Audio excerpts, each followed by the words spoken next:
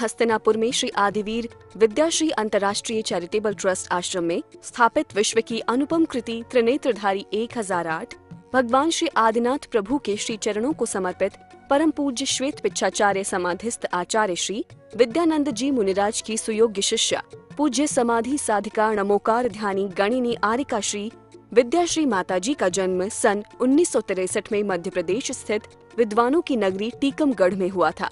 पूज्य आरिका श्री विद्याश्री माताजी उनकी गृहस्थ जीवन की जुड़वा बहन है।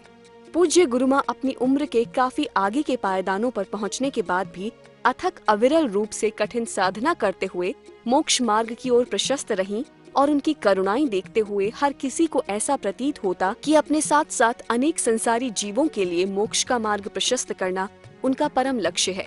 और ये सब हो भी क्यों ना, क्योंकि पूज्य आरिका श्री विद्याश्री जैन जगत की श्रेष्ठ आरिकाओं में से एक थीं। तभी तो इनकी धर्म के प्रति निष्ठा और समर्पण को देखकर कालांतर में इन्हें पूज्य राष्ट्र संत आचार्य श्री विद्यानंद जी महाराज ने गणिनी पद से विभूषित किया। उम्र बढ़ने के साथ ही पूज्य आरिका श्री का शरीर शिथिल होने लगा और लगातार स्वास्थ्य में गिरावट होने के फलस्वरूप 8 मई 2021 को अपने नश्वर शरीर का ममत्व त्यागते हुए पूज्य गुरुमां ने जीवन की अंतिम बेला में आधि व्याधि और उपाधि से मुक्त होकर शांत भाव से इस नश्वर जगत का परित्याग कर दिया। शरीर का परिणाम जब तक है तब तक है, हो जाना है तो कोई बचा नहीं सकता। जीवन भर आपने सबका खूब भला किया माता जी। अंत समय जीवन के अब अंत समय है। दिगंबर जैन आरिका परंपरा की ये उत्कृष्ट परिणति थी। आपका पार्थिव शरीर भले ही विसर्जित हो गया हो, परंतु आपके ज्ञान और वैराग्य की ज्योति निरंतर प्रकाशित होती रहेगी और आने वाले हर साधक का मार्ग आलोकित करती रहेगी। पूज्य गुरुमां नमोकार ध्यानी गणिनी आरिका श्री विद्याश्री माताजी के श्री चरणों में शत शत नमन, कोटि कोटि वंदन। श्रद्धांजलि गुरुमां गणिनी आरिका विद्याश्री के चरणों में आपने 7 करोड़ाधिक जप किए जीवन में और 3 लाख सुगंधित पुष्प अर्पित जिन चरणों में तीर्थंकर प्रकृति बहुपुण्य कमाया। कलिकाल पंचम में देवों ने आकराई समाधि, रम गई निज आत्म में। आहार त्यागा पद त्यागा, सिद्धियां त्यागी क्षण में। अंतिम उपदेश आशीष दिया, रम गई नमोकार धुन में। निर्विकल्प समाधि कर स्त्री पर्याय छेद पहुंची स्वर्गन में। जय जिनेंद्र बंधु, स्वागत है आप सभी का इस विशेष प्रस्तुति श्रृंखला में, जिसमें आप लगातार देख रहे हैं प्रथम तीर्थंकर भगवान आदिनाथ की प्रथम आहार स्थली एवं अनेक तीर्थंकरों के कल्याणकों से सुशोभित तीर्थभूमि हस्तिनापुर उत्तर प्रदेश में श्री आदिवीर विद्याश्री अंतर्राष्ट्रीय चैरिटेबल ट्रस्ट आश्रम में विश्व की अनुपम कृति त्रिनेत्रधारी 1008 भगवान श्री आदिनाथ प्रभु के चरण सानिध्य में संघ अधिष्ठाता जिन शासन सेवक सर्व रक्षाधिपति देवराज घंटाकर्ण महावीर की असीम कृपा से परम पूज्य श्वेत पिच्छाचार्य समाधिस्थ आचार्य श्री विद्यानंद जी मुनिराज की सुयोग्य शिष्या पूज्य समाधि साधिका नमोकार ध्यानी गणिनी आरिका श्री विद्याश्री माताजी को युगादि उत्तम समाधि साधना हेतु उनके पावन आशीर्वाद से श्रद्धा सुमन सहित 14वीं बार आयोजित 41 दिवसीय ओमकारमय नमोकार विधान एवं जप अनुष्ठान के दुर्लभ दृश्य परम पूज्य आरिका रत्न विधाश्री माताजी, बाल ब्रह्मचारी जन भक्त इंद्र कुमार इंद्र भैया जी, बाल ब्रह्मचारिणी रज्जू दीदी, रजनी दीदी, संध्या दीदी एवं सोनिया दीदी के पावन सानिध्य में सानंद संपन्न हो रहे इस महामंगलकारी विधान में प्रतिदिन भक्ति और श्रद्धा के रंग में रंगे अनेक मंगलमय भव्य दृश्य प्रकट हो रहे हैं। आज आप देखने जा रहे हैं इस महामंगल विधान के 21वें दिन के मंगलमय दृश्य।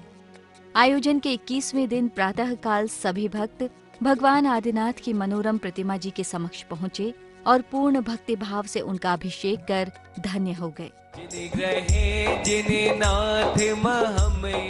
अभिषेक के उपरांत इंद्र भैया जी ने अपनी मधुर आवाज में शांति धारा संपन्न कराई। संत कल्याणकार का परमात्मा परम परमात्मा परम मुजा परम तेजा परम धामा परमया भाव आदि अद्वैतानी में वरक्षता उम्मति मारम से चंद्र प्रभुषम नुकुर कुरुष्या। इसी के साथ मधुर भजन लहरियों के बीच विधान किए जाने के भव्य दृश्य प्रकट हुए। तीन लोक के नाथ कहलाते, महिमा उनकी वर्णिन जाए। अयोध्या में जन्मे प्रभु जी, नाभिराय जी पिता का। राज्याभिषेक हुआ प्रभु का, भरत क्षेत्र में आनंद छाए। अवधि ज्ञान विदेह व्यवस्था, सृष्टि के कर्ता ब्रह्मा कहा। विचार शक्ति नियम और दिक्पाल संधि परम दिव्य पम तिशा सलाकर पुरुष मुक्त के मुक्त जाम जिलादि पम तिशा ती महुआ ईडर देपुरी आदि से चच पंच कल्याणक भूयम जहां जहां समक्त प्रासी पम जिलादि पम तिशा ज्ञान भूषण विमल सार विद्यानंद बस्सी सनवा सनवंत सागर गणी हर का विद्या श्री माता। इस मंगल अवसर पर पूज्य माता जी ने अपनी मंगलवाणी से भक्तों का कल्याण किया। 1008 श्री चिंतामणि पार्श्वनाथ भगवान की, परम पूज्य राष्ट्र संत विद्यानंद जी महाराज की, परम पूज्य गण्य आरका विद्या श्री माता जी की जय।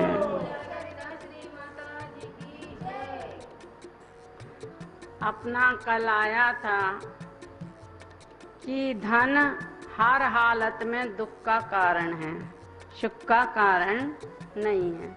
कल अपन ने देखा था कि धन को ही प्रतिष्ठा का कारण मानते हो, लेकिन धन इस भव में तो तुम्हें प्रतिष्ठा दिला सकता है, लेकिन पर भव में प्रतिष्ठा, धन के माध्यम से तुम्हें प्रतिष्ठा नहीं मिल सकती है। तुम जैसा करोगे वैसा ही तुम्हें मिलेगा। अपना यहाँ तक कल चला था। अब कहते हैं कि भाई संसारी प्राणी दूसरों के दुख को तो देखता है, पर यह दुख हमारे ऊपर भी आने वाला है ये नहीं देखता है। तो कहते हैं विपत्ति वात मनो मूढ़ा परेशान निवनीक्षते दाहिमान मृगा कीर्णा वनांतर तरुस्तव। कितनी अच्छी बात कही आचार्यों ने कि मृगा कीर्णा, जैसे वन में कैसा वन है, कहते हैं मृगों से भरा हुआ, हिंसक जंतुओं से भरा हुआ, और दाहिमान चारों ओर से आगी लगी हुई है। उस वन में एक वृक्ष के ऊपर बैठा हुआ मनुष्य दूसरों के दुख को तो देखता है, लेकिन अपने दुख को नहीं देता है। ऐसा मूढ़ प्राणी है कि दूसरों को दुख को तो देखता, मूढ़ कहाँ है, ध्यान रखना इसको, विवेक नहीं है उसे।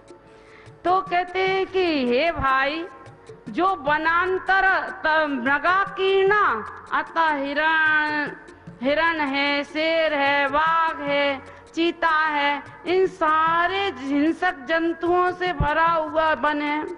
उस वन में कोई व्यक्ति भटक गया, फंस गया, अब वो इधर से उधर फड़फड़ा रहा है, इधर जाता है उधर जाता है, चारों ओर से आग लगी हुई है। अब उसे कहीं जगह नहीं मिलती है। वह एक पेड़ देखता है बहुत बड़ा, उस पेड़ की सबसे ऊपर वाली डाली पर चढ़ जाता है। वह क्या सोचता है कि अब तो मैं सुरक्षित हूँ, बहुत सुरक्षित, अब मैं मरने वाला नहीं हूँ। वह देखता है और बोलता भी जाता है कि देखो वह वृक्ष जल रहा है, वह बाघ जल रहा है, वह हिरण जल रहा है, और वह तड़प रहा है, इधर उधर भाग रहे हैं, लेकिन अपने वृक्ष के ओर आने वाली आगी को नहीं देख रहा है, अपनी ओर हिंसक जंतु आने वाले हिंसक जंतुओं को नहीं देख रहा है कि यह विपत्ति मेरे ऊपर भी आने वाली है।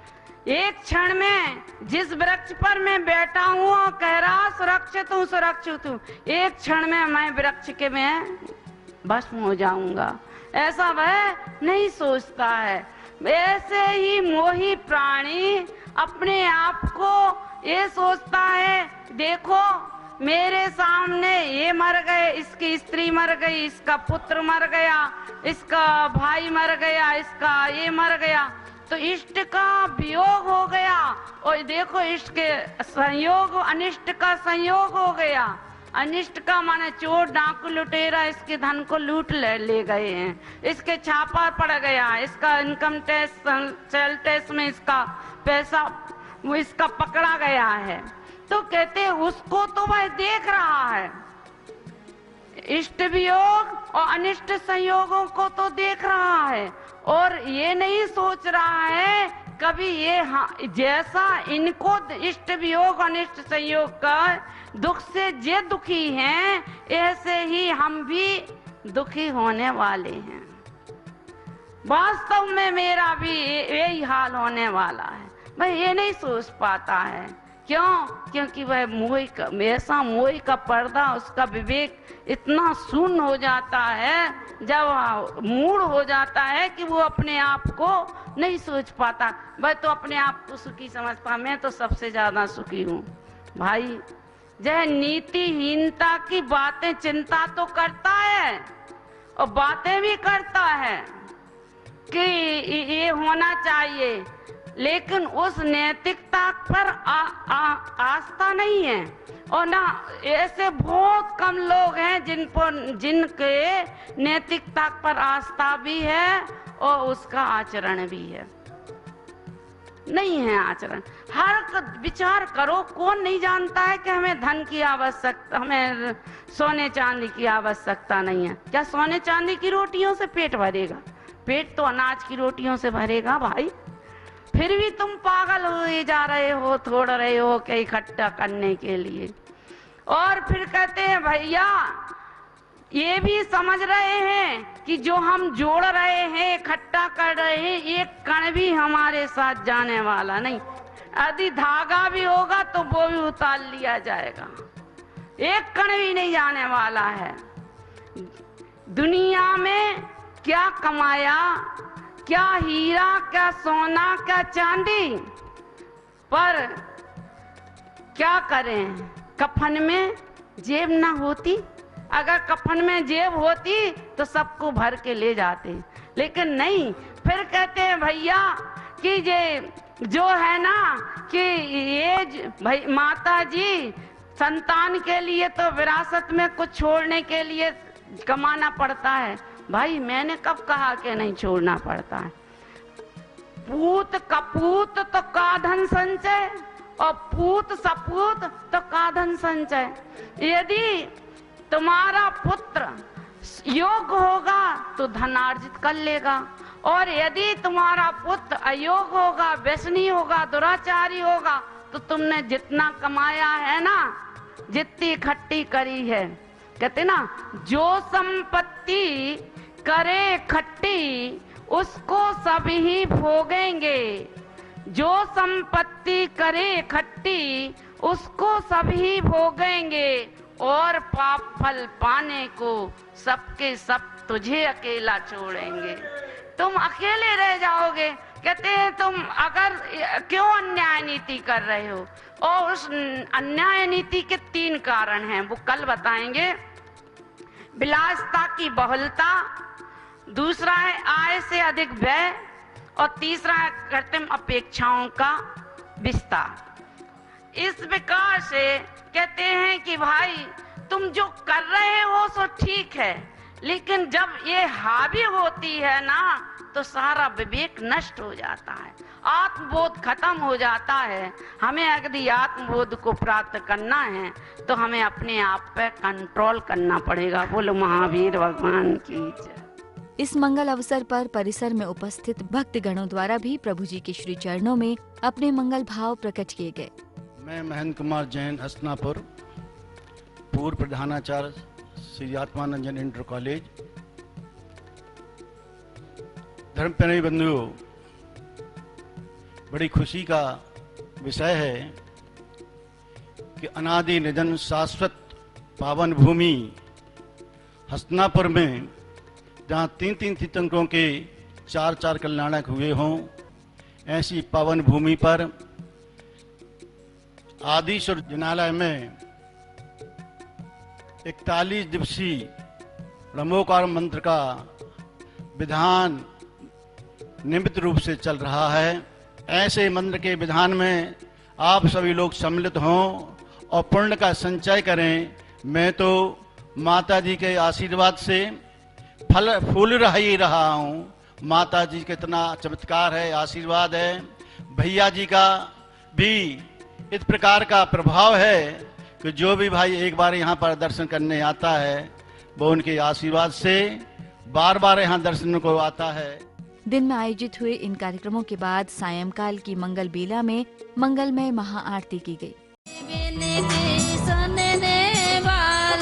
सभी की विनती सुनने वाले, सबकी विनती सुनने वाले, सभी की विनती सुनने वाले, सुनने वाले बाबा सुनने वाले, सुनने वाले बाबा सुनने वाले, सबकी सुनती सुनने वाले, सभी की विनती सुनने वाले।